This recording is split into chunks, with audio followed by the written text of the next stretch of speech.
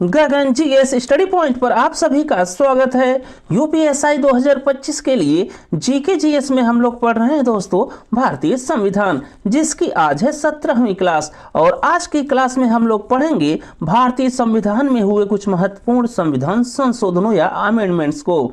तो आप सभी लोग इस क्लास को ध्यान से देखिएगा और गगन जीएस स्टडी पॉइंट चैनल को लाइक शेयर सब्सक्राइब जरूर करिएगा दोस्तों। तो आइए शुरू करते हैं आज की क्लास।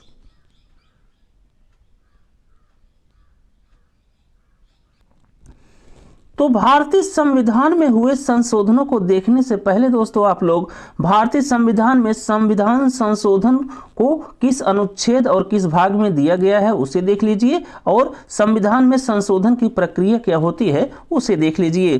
तो इसमें सबसे पहले आप लोग ध्यान में रखिएगा कि भारतीय संविधान में संविधान संशोधन या कॉन्स्टिट्यूशनल अमेंडमेंट्स को दिया गया है भारतीय संविधान के भाग 20 में और अनुच्छेद या आर्टिकल 368 में। और भारतीय संविधान में संविधान संशोधन की प्रक्रिया को दोस्तों उधार लिया गया है साउथ अफ्रीका या दक्षिण अफ्रीका के संविधान से। तो यहाँ से दोस्तों सबसे पहले आप लोग ध्यान में रखिएगा कि भारतीय संविधान में संविधान संशोधन की प्रक्रिया जो होती है वो ली गई है साउथ अफ्रीका या दक्षिण अफ्रीका के संविधान से, और इसे दिया गया है संविधान के भाग 20 में और अनुच्छेद 368 में।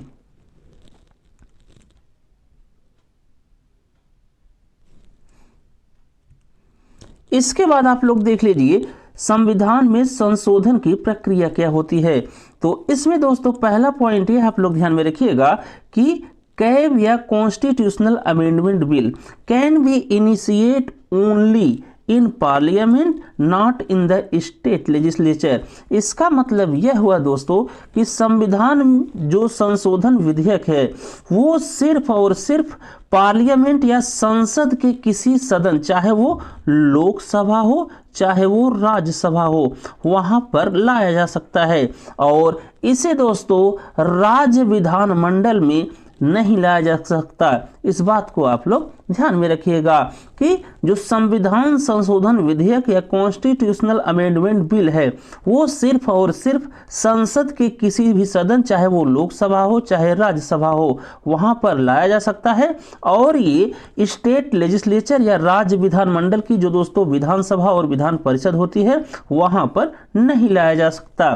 फिर इसके बाद अगला पॉइंट आप लोग ध्यान में रखिएगा कि जब यह विधेयक दोस्तों संसद में पेश किया जाता है तो इस विधेयक को पास करना या पारित करना जरूरी होता है संसद के दोनों सदनों को। मतलब जब संविधान संशोधन विधेयक संसद में पेश किया जाएगा तो इसे लोकसभा और राज्यसभा दोनों सदनों से दोस्तों पारित कराना जरूरी होता है। फिर इसके बाद अगला पॉइंट आप लोग ध्यान में रखिएगा कि यदि किसी कारणवश दोस्तों संसद के दोनों सदन मतलब लोकसभा और राज्यसभा में डिसएग्रीमेंट या असहमति हो जाती है तो यहाँ पर दोस्तों किसी भी प्रकार की ज्वाइंट सिटिंग या संयुक्त बैठक का प्रावधान नहीं है। इसी बात को आप लोग ध्यान में रखिएगा। फिर इसके बाद दोस्तों यदि ठीक ढंग से ये विधेयक संसद के दोनों सदनों से पारित करा लिया जाता है तो फिर ये जाएगा दोस्तों प्रेसिडेंट महोदय या राष्ट्रपति महोदय के पास, और वे दोस्तों इस पर सिग्नेचर के लिए बाध्य होंगे।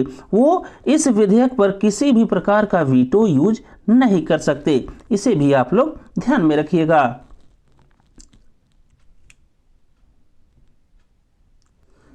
इसके बाद इसी में आगे आप लोग देख लीजिए दोस्तों कि सिंपल मेजॉरिटी, एब्सोल्यूट मेजॉरिटी और स्पेशल मेजॉरिटी क्या होता है। तो इसमें सबसे पहले आप लोग देखिए साधारण बहुमत या सिंपल मेजॉरिटी क्या होती है। तो इसमें दोस्तों more than 50% of total strength of that house present and voting. मतलब ये दोस्तों सिंपल मेजॉरिटी की जरूरत जिस भी सदन में है उस सदन के 50% से अधिक सदस्य दोस्तों उपस्थित होने चाहिए और वोटिंग करने चाहिए। जैसे दोस्तों एग्जाम्पल के तौर पर आप लोग देख लीजिए, जैसे मान लीजिए लोकसभा की कुल क्षमता है 545 और यहाँ पर दोस्तों इसमें 40 सदस्य एब्सेंट हैं और 105 सदस्यों ने वोटिंग नहीं की। तो 400 सदस्य दोस्तों यहाँ पर बच गए। तो देखिए ये 545 का 50% से अधिक है। तो ये दोस्तों सिंपल मेजॉरिटी के लिए उपयुक्त है। तो यदि दोस्तों 400 सदस्यों ने वोटिंग की तो 201 सदस्यों का समर्थन चाहिए दोस्तों सिंपल मेजॉरिटी के लिए। इस बात को आप लोग ध्यान में रखिएगा। फिर इसके बाद देखिए एब्सोल्यूट मेजॉरिटी या पूर्ण बहुमत। और ये दोस्तों बेसिकली जब संसद में बहुमत चाहिए होता है सरकार बनाने के लिए तब किया जाता है। तो इसमें आप लोग देखिए कि इसमें क्या होता है, तो इसमें दोस्तों more than 50% of total strength of the house जरूरी होता है एब्सोल्यूट मेजॉरिटी या पूर्ण बहुमत के लिए। जैसे मान लीजिए लोकसभा की कुल सीट है दोस्तों 545, तो इसमें पूर्ण बहुमत जरूरी होता है सरकार बनाने के लिए 273 प्लस 1 सदस्य। यदि दोस्तों जिस पार्टी के समर्थन में है तो वो दोस्तों अपना पूर्ण बहुमत या एब्सोल्यूट मेजॉरिटी सिद्ध करके सरकार बना लेगी।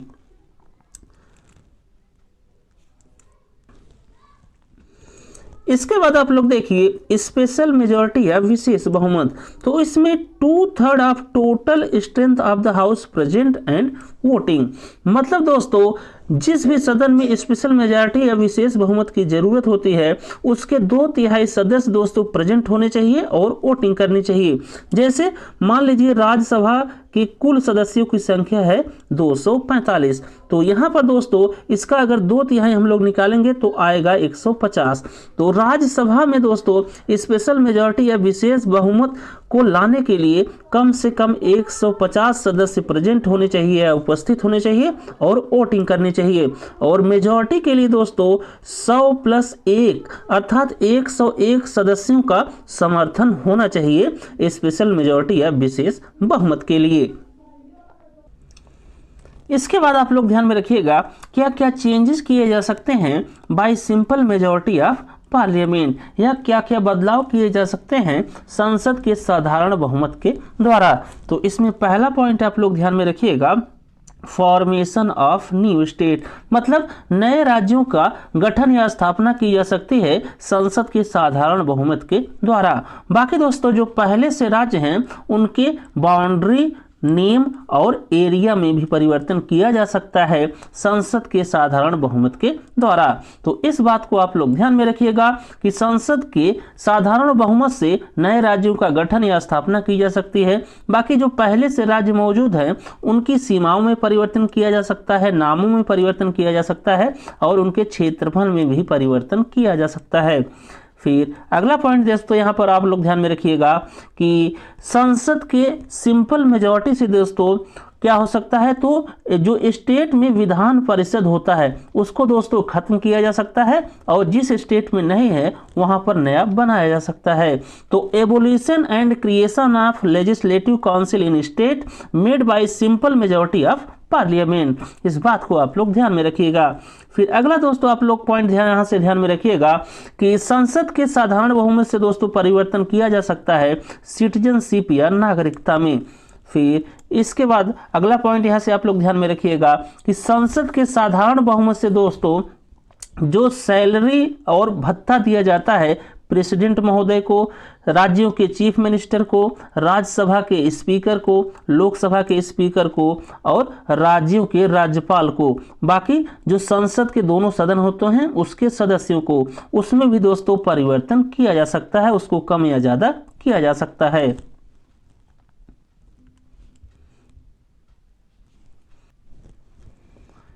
इसके बाद आप लोग ध्यान में रखिएगा क्या क्या चेंजेस किए जा सकते हैं by special majority of parliament and 50% या simple majority of state legislature, मतलब क्या क्या बदलाव किए जा सकते हैं संसद के विशेष बहुमत से और राज्य विधानमंडल के साधारण बहुमत के द्वारा।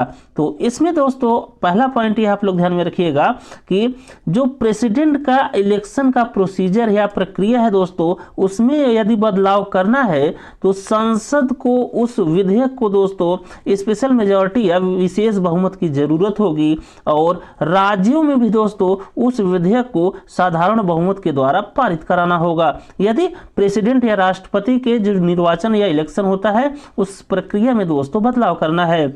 और अगला हो गया दोस्तों जो 7वीं अनुसूची है उससे संबंधित यदि कोई चेंज करना है, कोई बदलाव करना है, तब भी संसद में स्पेशल मेजॉरिटी चाहिए और राज्य की जो विधानमंडल, चाहे वो विधान परिषद हो चाहे विधानसभा हो, वहां पर साधारण बहुमत की जरूरत होती है। बाकी सुप्रीम कोर्ट और राज्यों के में जो हाई कोर्ट होता है दोस्तों, उससे संबंधित कोई बदलाव करना है तब भी पार्लियामेंट में स्पेशल मेजॉरिटी या विशेष बहुमत की जरूरत होगी और राज्य की जो विधानसभा या विधान परिषद है वहां पर सिंपल मेजॉरिटी या साधारण बहुमत की जरूरत होगी।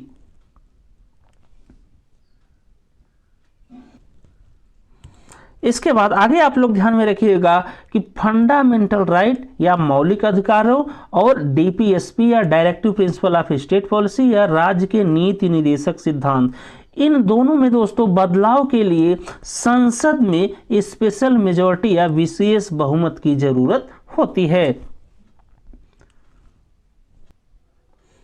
तो उम्मीद है दोस्तों आपको संविधान में जो संशोधन की प्रक्रिया होती है वो समझ आया होगा। इसके बाद आप लोग भारतीय संविधान में हुए कुछ महत्वपूर्ण संविधान संशोधन देख लीजिए जहां से हर एग्जाम में क्वेश्चन पूछा जाता है।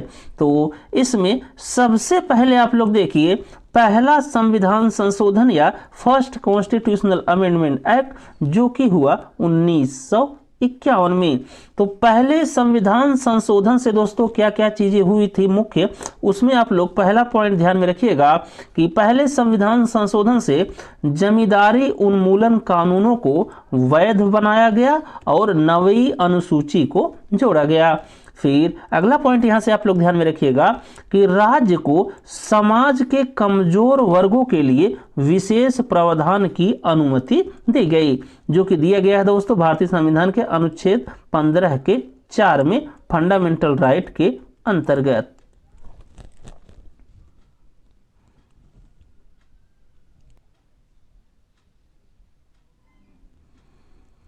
इसके बाद आप लोग देखिए दूसरा संविधान संशोधन जो कि हुआ 1952 में और यहां पर दोस्तों लोकसभा में प्रतिनिधित्व के पैमाने में बदलाव किया गया और इसे कर दिया गया 1951 की जनगणना के अनुसार, जिसके तहत दोस्तों एक सांसद 7.5 लाख लोगों का प्रतिनिधित्व करेगा और संसद के किसी भी सदन में दोस्तों 500 से अधिक सीटें नहीं होंगी।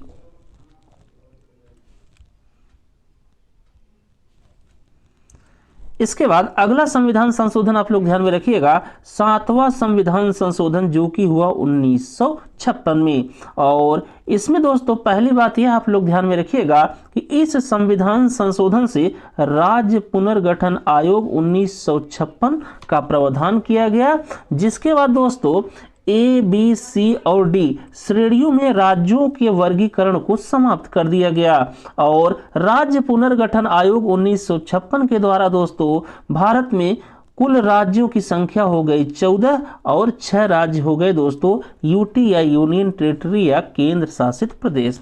तो इस बात को आप लोग ध्यान में रखिएगा कि 7वें संविधान संशोधन 1956 के द्वारा जो राज्य दोस्तों श्रेणियों में वर्गीकृत थे जो कि थे ए कुछ राज्य, कुछ बी में, कुछ सी में, कुछ डी में, उसे समाप्त कर दिया गया और राज्य पुनर्गठन आयोग 1956 बनाया गया, जिसके तहत कुल राज्यों की संख्या थी भारत में दोस्तों 14 और केंद्र शासित प्रदेशों की संख्या थी 16।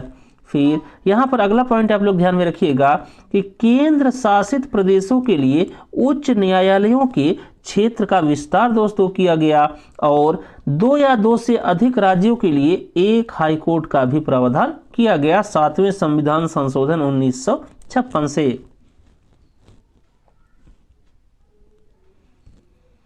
फिर इसके बाद अगला संविधान संशोधन आप लोग ध्यान में रखिएगा 10वां संविधान संशोधन और ये हुआ दोस्तों 1961 में और इस संविधान संशोधन से दादर नागर हवेली इसको दोस्तों भारत में शामिल किया गया एक केंद्र शासित प्रदेश या यूनियन टेरिटरी के दर्जे के साथ। इसके पहले दोस्तों ये पुर्तगालियों के कब्जे में था, दादर नागर हवेली। इस बात को आप लोग ध्यान में रखिएगा कि 10वें संविधान संशोधन 1961 के द्वारा दादर नागर हवेली को भारत में शामिल किया गया एज केंद्र शासित प्रदेश। फिर इसके बाद अगला संविधान संशोधन आप लोग ध्यान में रखिएगा 13वां संविधान संशोधन, और ये हुआ दोस्तों 1962 में। और इस संशोधन से नागालैंड को राज्य का दर्जा दिया गया और इसके लिए विशेष उपबंध या प्रावधान किए गए।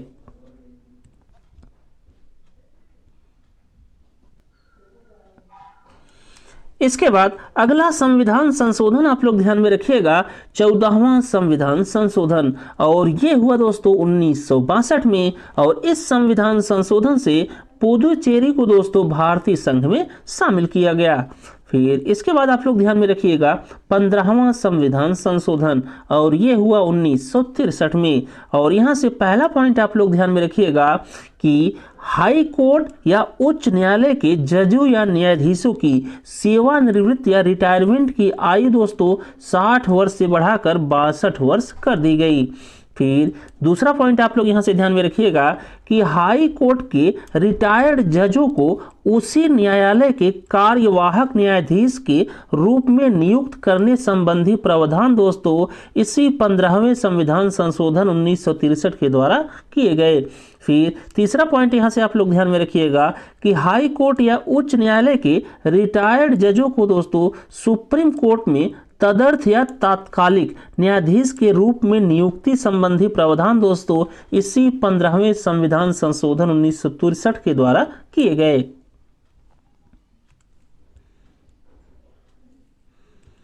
इसके बाद अगला आप लोग ध्यान में रखिएगा 18वां संविधान संशोधन जो कि हुआ 1969 में, और इसके द्वारा दोस्तों पंजाब राज्य का पुनर्गठन किया गया, जिसके बाद पंजाब, हरियाणा और हिमाचल प्रदेश को अलग राज्य बनाया गया पंजाब से काटकर। फिर इसके बाद आप लोग ध्यान में रखिएगा 21वां संविधान संशोधन जो कि हुआ 1967 में, और इसके द्वारा दोस्तों 8वीं अनुसूची में 15वीं भाषा सिंधी जोड़ी गई।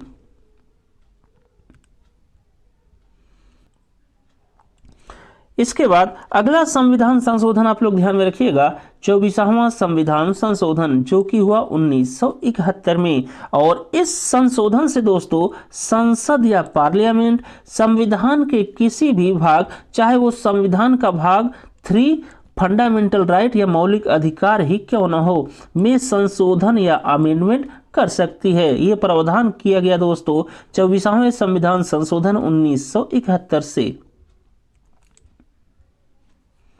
इसके बाद आप लोग ध्यान में रखिएगा 25वां संविधान संशोधन जो कि हुआ 1971 में, और इस संशोधन से दोस्तों संपत्ति के मूल अधिकारों में कटौती की गई। तो इस बात को आप लोग ध्यान में रखिएगा कि संपत्ति के मूल अधिकारों में कटौती की गई 25वें संविधान संशोधन 1971 के द्वारा।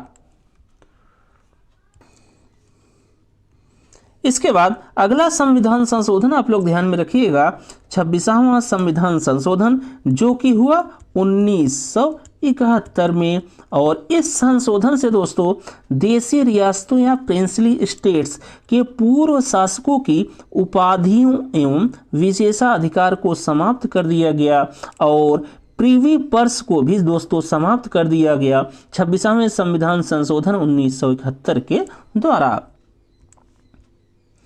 फिर इसके बाद अगला आप लोग ध्यान में रखिएगा 36वां संविधान संशोधन जो कि हुआ 1975 में, और इस संशोधन से दोस्तों सिक्किम को भारतीय संघ का सदस्य बना दिया गया।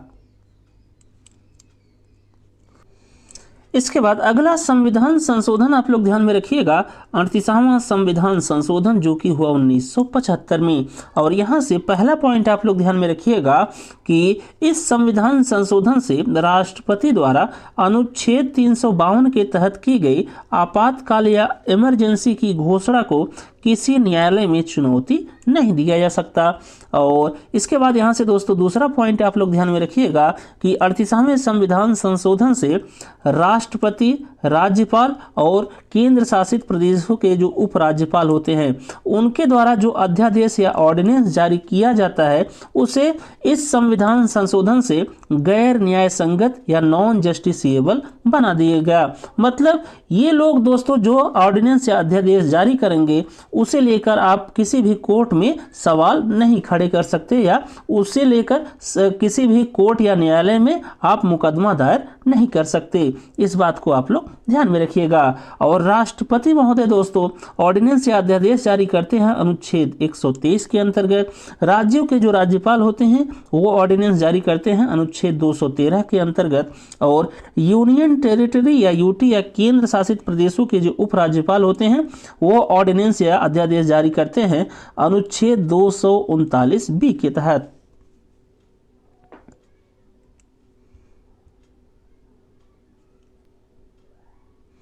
इसके बाद अगला संविधान संशोधन आप लोग ध्यान में रखिएगा 41वां संविधान संशोधन 1976। और इस संशोधन से दोस्तों राज्य लोक सेवा आयोग के सदस्यों की रिटायरमेंट की उम्र 60 वर्ष से बढ़ाकर 62 वर्ष कर दी गई। इसके बाद अगला संविधान संशोधन आप लोग ध्यान में रखिएगा जो कि सबसे मोस्ट इंपॉर्टेंट संविधान संशोधन है और वो है दोस्तों 42वां संविधान संशोधन जो कि हुआ 1976 में। और 42वें संविधान संशोधन को दोस्तों लघु संविधान या मिनी कॉन्स्टिट्यूशन कहा जाता है। इस बात को भी आप लोग ध्यान में रखिएगा। और जब 42वां संविधान संशोधन हुआ तब उस समय भारत की प्रधानमंत्री थी श्रीमती इंदिरा गांधी जी। इसे भी आपको ध्यान में रखना है। फिर इसके बाद आप लोग पहला पॉइंट ध्यान में रखिएगा कि इस संविधान संशोधन से दोस्तों मौलिक कर्तव्यों या फंडामेंटल ड्यूटी को जोड़ा गया सरदार स्वर्ण सिंह समिति की सिफारिश पर भारतीय संविधान के भाग 4A में और अनुच्छेद 51A में। और उस समय दोस्तों कुल फंडामेंटल ड्यूटी या मौलिक कर्तव्यों की संख्या थी 10। इसे भी आप लोग ध्यान में रखिएगा। इसके बाद अगला पॉइंट दोस्तों आप लोग ध्यान में रखिएगा कि इस 42वें संविधान संशोधन से प्रियम्बल या प्रस्तावना में 3 नए शब्द जोड़े गए जो कि हैं दोस्तों समाजवादी, धर्मनिरपेक्षता और अखंडता। फिर इसके बाद आप लोग ध्यान में रखिएगा कि इस संविधान संशोधन से संवैधानिक संशोधन को न्यायिक क्षेत्र से बाहर कर दिया गया। मतलब इसका यह हुआ दोस्तों कि जो भी संविधान में संशोधन पार्लियामेंट के द्वारा किया जाएगा उस पर भारत की कोई भी कोर्ट, चाहे हाई कोर्ट हो चाहे सुप्रीम कोर्ट हो, वो दोस्तों सवाल नहीं पूछ सकती पार्लियामेंट या संसद से। फिर इसके बाद अगला पॉइंट यहां से आप लोग ध्यान में रखिएगा कि इस 42वें संविधान संशोधन से 3 नए नीति निर्देशक सिद्धांतों को जोड़ा गया जिसमें पहला हो गया समान न्याय एवं निःशुल्क कानूनी सहायता, दूसरा हो गया उद्योगों के प्रबंधन में मजदूरों या श्रमिकों की भागीदारी, और तीसरा हो गया पर्यावरण, वन एवं वन जीवों का संरक्षण। ये दोस्तों तीनों नीति निर्देशक सिद्धांतों को जोड़ा गया भारतीय संविधान में 42वें संविधान संशोधन 1976 के द्वारा।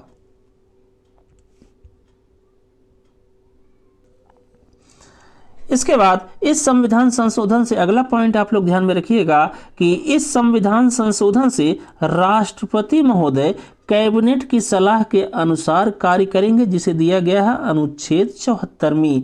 और फिर अगला पॉइंट यहां से आप लोग ध्यान में रखिएगा कि 42वें संविधान संशोधन से ही राष्ट्र विरोधी गतिविधियों से निपटने के लिए कानून बनाने का अधिकार संसद को दिया गया, या ये कहा गया कि राष्ट्र विरोधी गतिविधियों से निपटने के लिए कानून बनाने का अधिकार संसद के पास होगा।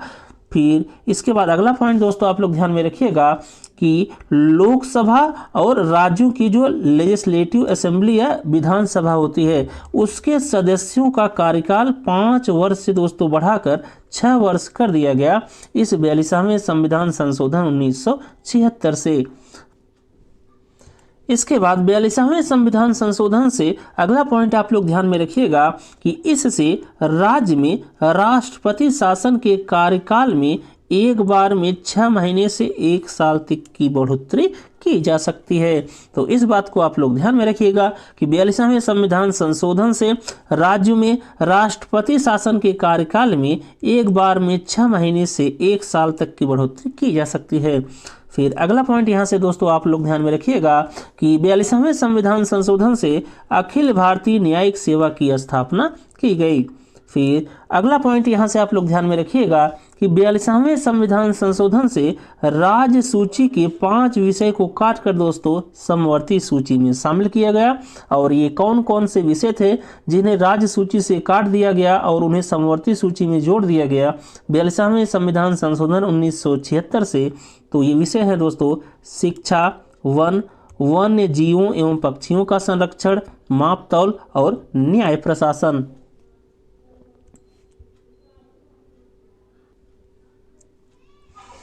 इसके बाद अगला संविधान संशोधन आप लोग ध्यान में रखिएगा 44वां संविधान संशोधन जो कि हुआ 1978 में। और इस संविधान संशोधन से दोस्तों पहला पॉइंट ये आप लोग ध्यान में रखिएगा कि इससे नेशनल इमरजेंसी या राष्ट्रीय आपातकाल के संबंध में आंतरिक अशांति को बदलकर सशस्त्र विद्रोह कर दिया गया। मतलब दोस्तों पहले आंतरिक अशांति ये दोस्तों एक आधार हुआ करता था नेशनल इमरजेंसी या राष्ट्रीय आपातकाल लगाने के लिए, लेकिन दोस्तों इसे 44वां संविधान संशोधन 1978 के द्वारा बदल कर दिया गया सशस्त्र विद्रोह। इस बात को आप लोग ध्यान में रखिएगा। फिर यहाँ से अगला पॉइंट आप लोग ध्यान में रखिएगा कि इस संविधान संशोधन से राष्ट्रपति कैबिनेट के केवल लिखित सलाह पर ही नेशनल इमरजेंसी या राष्ट्रीय आपातकाल की घोषणा कर सकता है। फिर अगला पॉइंट दोस्तों यहाँ से आप लोग ध्यान में रखिएगा कि इस 44वें संविधान संशोधन से ही दोस्तों फंडामेंटल राइट का जो होता था दोस्तों संपत्ति का अधिकार, उसे दोस्तों समाप्त करके कर दिया गया विधिक का अधिकार या लीगल राइट्स। तो ये इंपॉर्टेंट है, इसे आप लोग ध्यान में रखिएगा कि 44वें संविधान संशोधन 1978 के द्वारा फंडामेंटल राइट या मौलिक अधिकारों में जो था दोस्तों संपत्ति का अधिकार, उसे समाप्त कर दिया गया विधिक का अधिकार या लीगल राइट्स। फिर लास्ट पॉइंट दोस्तों इस संविधान संशोधन से ध्यान में रखिएगा कि इस संविधान संशोधन से दोस्तों ये प्रावधान किया गया कि नेशनल इमरजेंसी या राष्ट्रीय आपातकाल के दौरान भी दोस्तों फंडामेंटल राइट के जो अनुच्छेद हैं दोस्तों अनुच्छेद 20 और 21 उसे समाप्त नहीं किया जा सकता। इस बात को आप लोग ध्यान में रखिएगा कि 44वें संविधान संशोधन 1978 के द्वारा फंडामेंटल राइट के अंतर्गत जो अनुच्छेद 20 और 21 है उसे समाप्त नहीं किया जा सकता नेशनल इमरजेंसी और राष्ट्रीय आपातकाल के दौरान।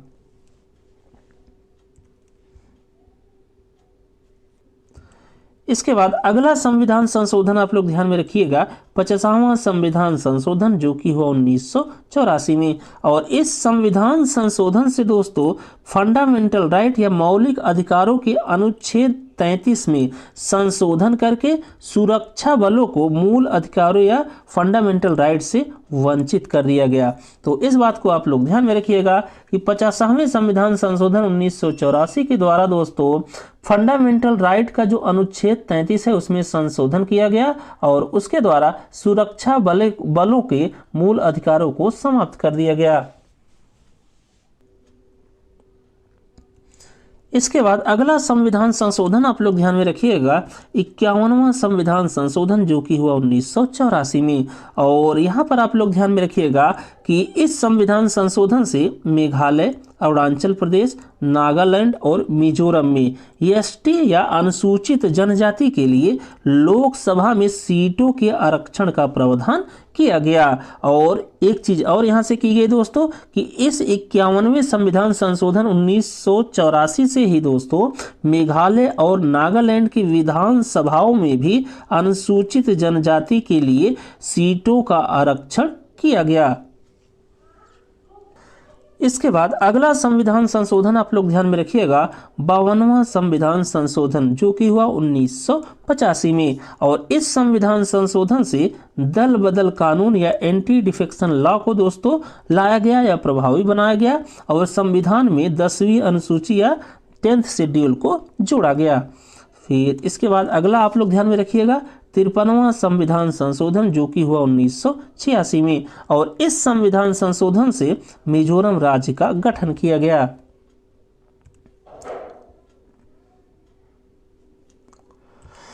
इसके बाद अगला आप लोग ध्यान में रखिएगा 55वां संविधान संशोधन जो कि हुआ 1986 में, और इस संविधान संशोधन से अरुणाचल प्रदेश का गठन हुआ। फिर इसके बाद आप लोग ध्यान में रखिएगा 56वां संविधान संशोधन जो कि हुआ 1987 में, और इस संविधान संशोधन से गोवा राज्य का गठन किया गया दोस्तों।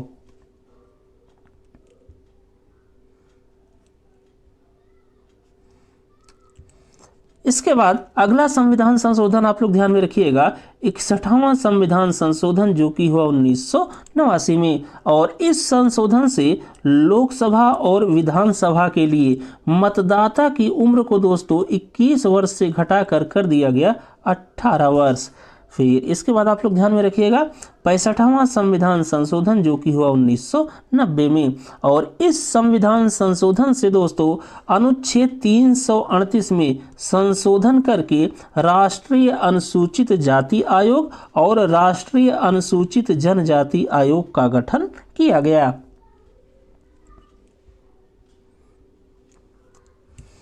इसके बाद अगला आप लोग ध्यान में रखिएगा 69वां संविधान संशोधन जो कि हुआ 1991 में, और इस संविधान संशोधन से केंद्र शासित प्रदेश दिल्ली को विशेष उपबंध और राष्ट्रीय राजधानी क्षेत्र दिल्ली बनाया गया, और इसके लिए 70 सदस्यों वाली विधानसभा तथा 7 सदस्यों वाली मंत्री परिषद का प्रावधान किया गया।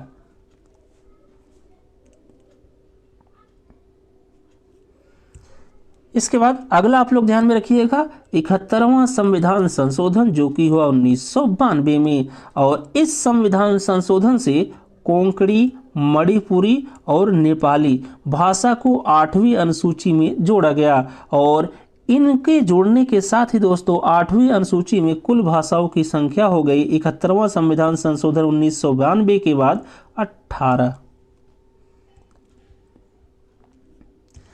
इसके बाद अगला संविधान संशोधन आप लोग ध्यान में रखिएगा 73वां संविधान संशोधन जो कि हुआ 1992 में, और इस संविधान संशोधन से दोस्तों पंचायती राज व्यवस्था को दोस्तों भारतीय संविधान में जोड़ा गया, संविधान के भाग 9 में, और अनुच्छेद या आर्टिकल 243 से लेकर 243 ओ तक। और इसी संविधान संशोधन से दोस्तों पंचायती राज से संबंधित 11वीं अनुसूची भी संविधान में जोड़ी गई, जिसमें कुल विषय बताए गए 29।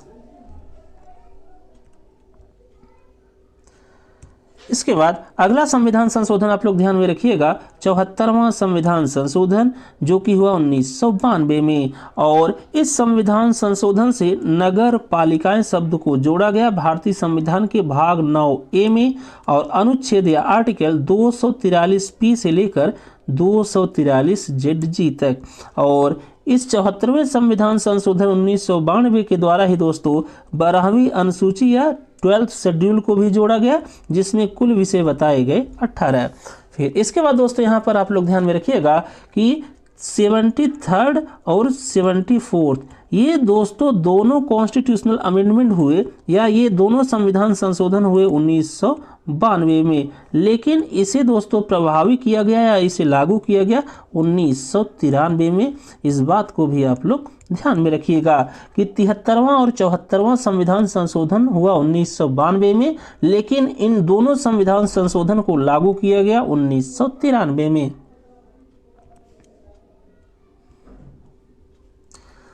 फिर इसके बाद अगला संविधान संशोधन आप लोग ध्यान में रखिएगा 86वां संविधान संशोधन जो कि हुआ 2002 में, और इस संविधान संशोधन से दोस्तों प्रारंभिक शिक्षा को फंडामेंटल राइट या मूल अधिकार बनाया गया, और मूल अधिकारों में अनुच्छेद 21A जोड़ा गया, जिसके तहत दोस्तों 6 से लेकर 14 वर्ष तक के बच्चों को अनिवार्य शिक्षा का प्रावधान किया गया। फिर इसी 86वें संविधान संशोधन 2002 के द्वारा दोस्तों 11वीं फंडामेंटल ड्यूटी या 11वां मौलिक कर्तव्य जोड़ा गया भारतीय संविधान के अनुच्छेद 51A में, और जिसके अंतर्गत 6 से 14 वर्ष के बच्चों को शिक्षा प्रदान कराना अभिभावकों या माता पिता का कर्तव्य होगा।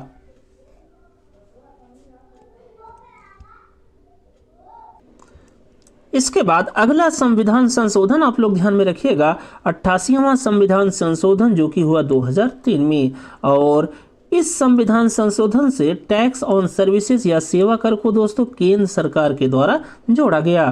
फिर इसके बाद अगला आप लोग ध्यान में रखिएगा 91वां संविधान संशोधन जो कि हुआ 2003, और इस संविधान संशोधन से केंद्र और राज्य में मंत्री परिषद का आकार निश्चित किया गया। तो केंद्र हो चाहे राज्य हो, वहां पर मंत्रियों की कुल संख्या दोस्तों कुल सदस्यों के 15% से अधिक नहीं होनी चाहिए। ये प्रावधान किया गया 91वें संविधान संशोधन 2003 के द्वारा।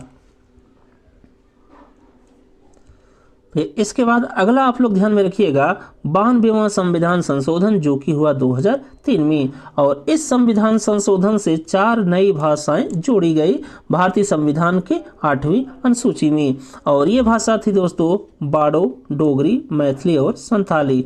और इसके साथ ही भारतीय संविधान की 8वीं अनुसूची में कुल भाषाओं की संख्या हो गई 22।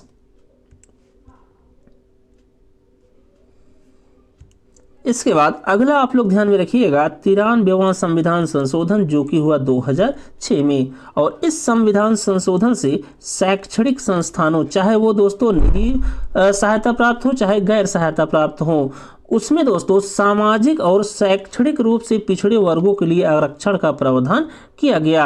यहाँ पर एक अपवाद है जिसे आप लोग ध्यान में रखिएगा कि यदि दोस्तों अल्पसंख्यक शैक्षणिक संस्थान है तो वहाँ पर किसी भी प्रकार का कोई रिजर्वेशन या आरक्षण का प्रावधान नहीं किया गया।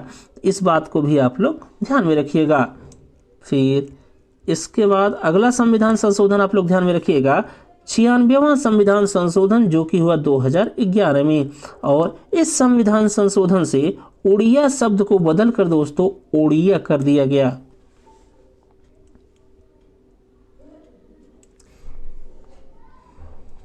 इसके बाद अगला संविधान संशोधन आप लोग ध्यान में रखिएगा 97वां संविधान संशोधन जो कि हुआ 2011 में, और इस संविधान संशोधन से सहकारी समितियों को संवैधानिक अधिकार एवं संरक्षण प्रदान किया गया। फिर इसके बाद अगला आप लोग ध्यान में रखिएगा 100वां संविधान संशोधन जो कि हुआ 2015 में, और इस संविधान संशोधन से भारत और बांग्लादेश के मध्य भूमि सीमा समझौता हुआ। फिर इसके बाद अगला आप लोग ध्यान में रखिएगा 101वां संविधान संशोधन जो कि हुआ 2016 में, और इस संविधान संशोधन से जीएसटी को दोस्तों पूरे भारत में लागू किया गया। फिर इसके बाद अगला आप लोग ध्यान में रखिएगा 102वां संविधान संशोधन जो कि हुआ 2018 में, और इस संविधान संशोधन से राष्ट्रीय पिछड़ा वर्ग आयोग को संवैधानिक दर्जा दिया गया। इसके पहले दोस्तों यह था एक वैधानिक निकाय। फिर इसके बाद आप लोग ध्यान में रखिएगा 103वां संविधान संशोधन जो कि हुआ 2019 में, और इसमें दोस्तों आर्थिक रूप से कमजोर वर्ग के लिए मतलब जो दोस्तों होते हैं EWS उनके लिए हर क्षेत्र में 10% का आरक्षण का प्रावधान किया गया। इसके बाद अगला संविधान संशोधन आप लोग ध्यान में रखिएगा 104वां संविधान संशोधन जो कि हुआ 2020 में, और इस संविधान संशोधन से दोस्तों लोकसभा और स्टेट लेजिस्लेटिव असेंबली या राज्यों की विधानसभा में शेड्यूल कास्ट या अनुसूचित जाति और शेड्यूल ट्राइब या अनुसूचित जनजाति के लिए सीटों की समाप्ति की समय सीमा 70 वर्ष से बढ़ाकर 80 वर्ष कर दी गई। फिर इसी 104वें संविधान संशोधन 2020 के द्वारा दोस्तों लोकसभा और राज्यों की विधानसभा में एंग्लो इंडियन के लिए आरक्षित सीटों का जो प्रावधान था उसे समाप्त कर दिया गया।